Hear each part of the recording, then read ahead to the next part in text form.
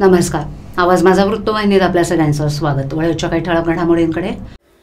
Wagle estate येथील अतिधोकादायक hoarding काढण्यात यश. मालमत्ता यादीत घोडबंदर किल्ल्याचं नाव समावेश समजताच सैनिकांचा संताप. आज सकाळी 11:30 वाजण्याच्या सुमारास आपत्ती व्यवस्थापन कक्षाकडे प्राप्त झालेल्या घटनेच्या माहितीनुसार भारत गॅस गोडाऊनजवळ वागळे इस्टेट ठाणे इथे रोडच्या डिवायडरमध्ये असलेलं एक लोखंडी होर्डिंग अत्यंत धोकादायक स्थितीत झालं आहे. सदर घटनास्थळी सहाय्यक आयुक्त आपत्ती व्यवस्थापन कक्षाचे कर्मचारी, एका पिकअप वाहनासह अग्निशमन दलाचे जवान, एका रेस्क्यू वाहनासह, एक फायर वाहनासह आणि अतिक्रमण विभागाचे कर्मचारी, एका टेम्पो वाहनासह, एक हायड्रा मशीनसह आणि एक गॅस कटरसह उपस्थित झाले. सदर घटनास्थळी कुणालाही दुखापत झाली नाही. धोकादायक स्थितीमध्ये असलेलं होर्डिंग अतिक्रमण विभागाचे कर्मचारी आणि आपत्ती व्यवस्थापन कक्षाचे कर्मचाऱ्यांच्या मदतीनं काढून बाजूला करण्याचं काम सुरू आहे. घोडबंदर गावातील ऐतिहासिक घोडबंदर किल्ला हा महापालिकेच्या मालकीचा नसताना देखील त्याचं भाडं मूल्यांकन करून भाड्यानं देण्याचा ठराव करण्यात आलाय, असा संताप आमदार सरनाईक यांच्यासह शिवप्रेमींनी व्यक्त केला. तर अन्य मालमत्तांच्या यादीत किल्ल्याचं नाव चुकून आल्यानं तो भाड्यावर दिला जाणार नसल्याचं सांगत पालिकेनं दिलगिरी व्यक्त केली आहे. मीरा भाईंदर महापालिकेच्या प्रशासकीय बैठकीत बांधकाम विभागाकडून शहर अभियंता दीपक खांबीत यांनी पालिकेच्या अनेक मालमत्ता या भाड्यानं देण्याबद्दलचा प्रस्ताव दिला होता. या यादीमध्ये ऐतिहासिक घोडबंदर किल्ल्याचाही समावेश होता. खांबीत यांनी दिलेला प्रस्ताव मंजूर होऊन तसा ठराव केला गेला. मात्र भाड्यांना देण्याच्या मालमत्ता यादीत घोडबंदर किल्ल्याचा समावेश केल्याचं समजताच शिवसेना शिंदे गटाचे आमदार प्रताप सरनाईक यांनी आयुक्त संजय काटकर यांना निवेदन देऊन ऐतिहासिक घोडबंदर किल्ला हा महाराष्ट्राचा वैभव असून पवित्र असा किल्ला भाड्यानं देण्याचा ठराव रद्द केला तर नाहीतर आम्ही आंदोलन करू असा इशारा दिला. शहर अभियंता खांबीत यांनी पत्रक काढून ठराव यादीमध्ये नजर चुकीनं ऐतिहासिक घोडबंदर किल्ल्याचा उल्लेख झालेला असून ती मानवीय चूक झाली असल्याचं स्पष्ट केलं.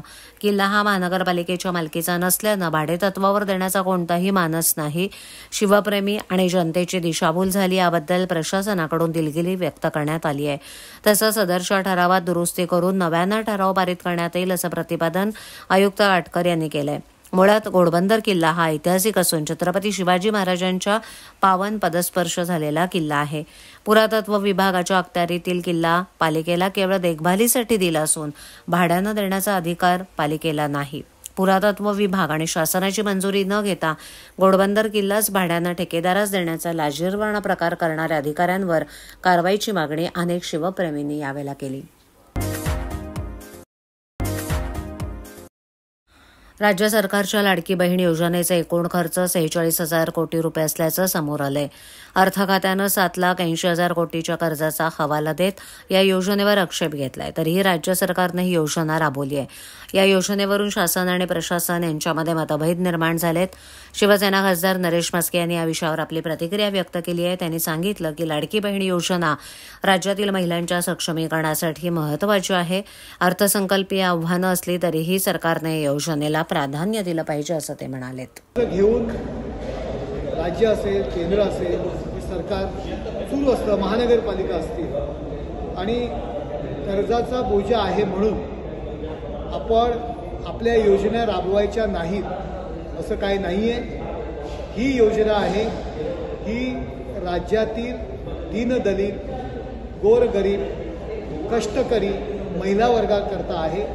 राज्याची जबाबदारी आहे या महिलांना मदत करणं, त्यांचा दिनक्रम चालवण्याकरता सरकारच्या मार्फत थोडाफार हात लावणं आणि अशा पद्धती करता आणि याकरिता माननीय मुख्यमंत्री एकनाथ शिंदे साहेब, देवेंद्र फडणवीस साहेब आणि अजितदादा यांनी आणि मंत्रिमंडळ असतील, आमदार असतील यांनी ही योजना जाहीर केलेली आहे. जरी खर्चाचा बोजा असेल तरीसुद्धा ही योजना अंमलबजावणी याची होणार आहे.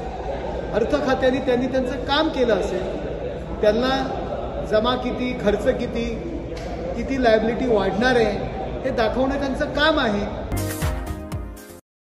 ठाणे जिल्ह्यात सुरू असलेला मुसळधार पाऊस आणि हवामान विभागानं दिलेल्या अतिवृष्टीच्या इशाऱ्यामुळे ठाणे पोलीस भरतीसाठी 26 आणि 27 जुलैला होणारी मैदानी चाचणी पुढे ढकलत 1 आणि 2 ऑगस्ट रोजी घेण्याचा निर्णय ठाणे पोलिसांनी घेतलाय. ठाणे पोलीस आयुक्तालयाच्या स्थापनेवरील पोलीस शिपाई संवर्गातील 666 तर चालक पोलीस शिपाई संवर्गातील 20 रिक्त पदांसाठी ही भरती प्रक्रिया राबवण्यात येते.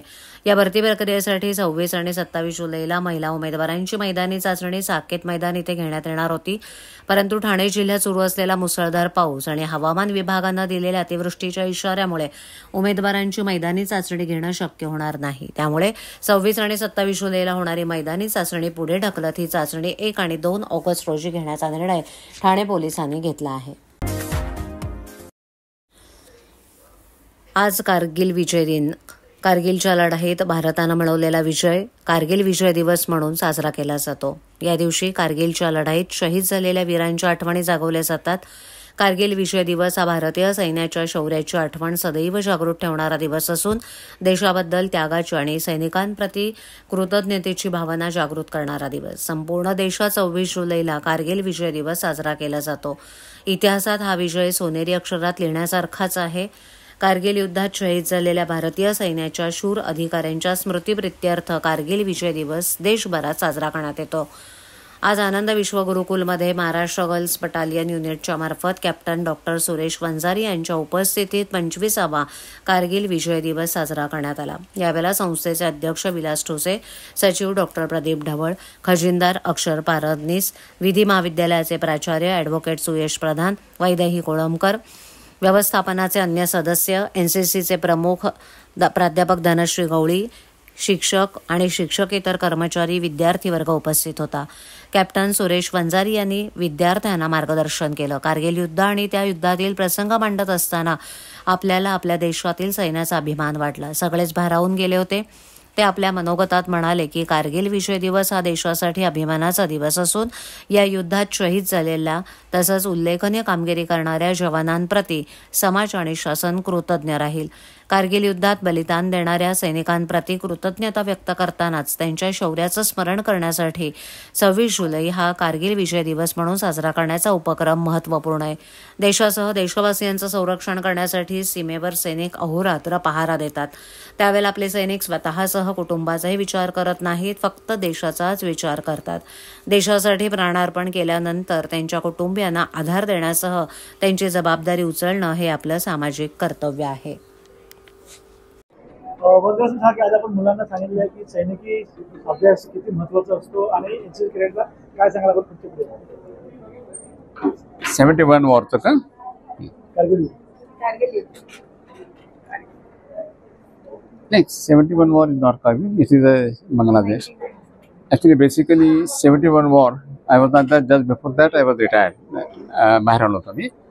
पण जगामध्ये आपण पाहतो बरीच राष्ट्र, अमेरिका घ्या, रशिया घ्या, त्याबद्दल consider the super power after the second world war.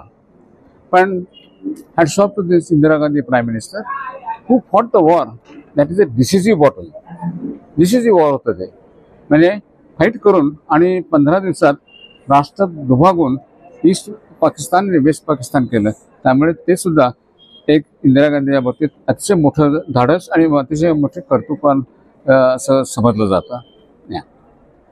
आजच्या स्टुडंट्सला आपण काय गायडन्स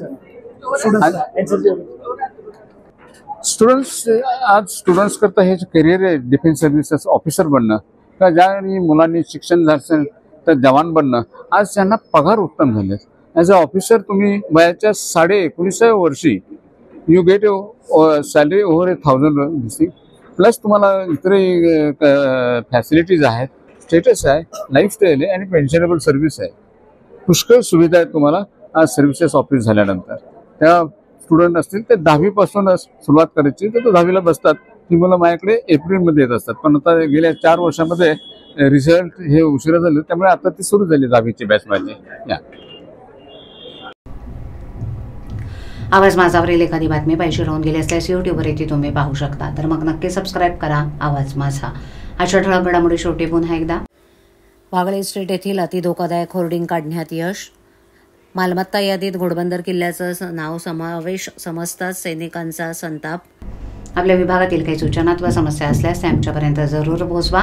आम्ही तुमचा आवाज नागरिकांपर्यंत नक्की पोहोचवू. आम्हाला संपर्क करण्यासाठी आमचा पत्ता आवाज माझा 103 साईलेक आदर्श नगर कोलबाड रोड ठाणे बसचे. आमचा दूरध्वनी क्रमांक 7666213141. आमचा ईमेल ID awazmaza.tvnews@gmail.com. तर पुन्हा भेटू याच वेळी याच ठिकाणी काही नवीन घडामोडींसह आवाज माझा वृत्तवाहिनी. तोपर्यंत नमस्कार.